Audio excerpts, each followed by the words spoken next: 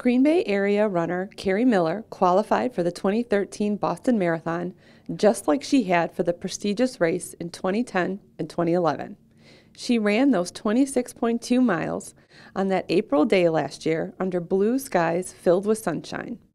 It wasn't until she finished 3 hours, 28 minutes, and 14 seconds later that she realized something was wrong. Well, I was at the Runner Reunite area, and I was fortunate enough that my sister also ran the race, and she was there. We finished close to the same time. My husband was there. His two sisters who live in Boston were all there. So we had some time to congratulate each other and hug and have those great emotions that you have after completing a race.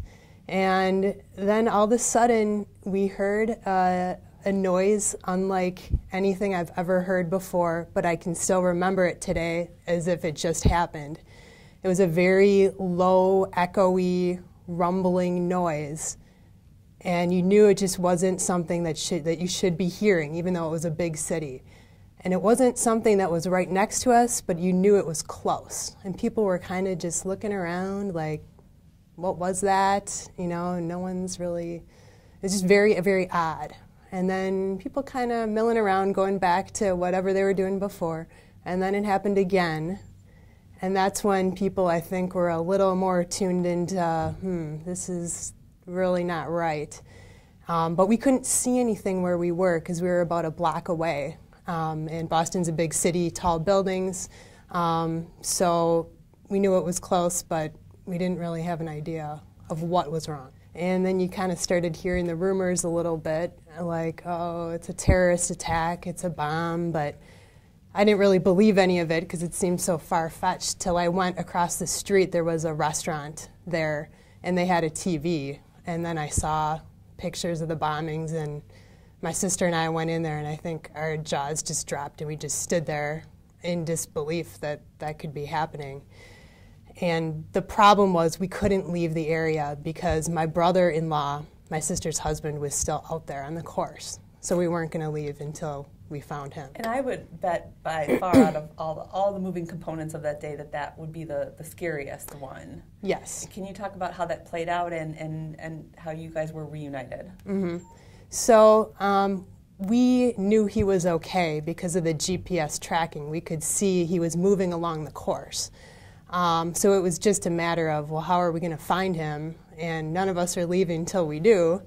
And you get a little bit panicked because you just don't know if everything is done. Is there going to be another bomb right next to us?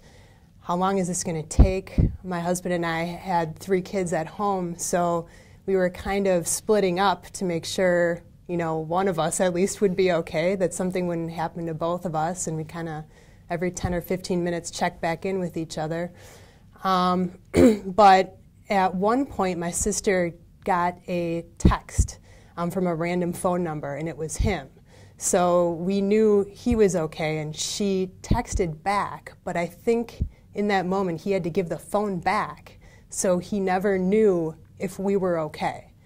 And we didn't realize what he was going through until later on because he knew my sister and I would be well ahead of him, that we had already passed through the finish line.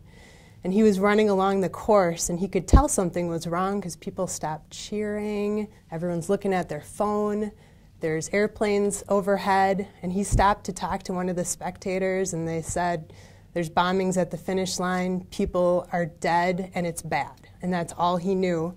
So he was just mortified, and he's a very strong man.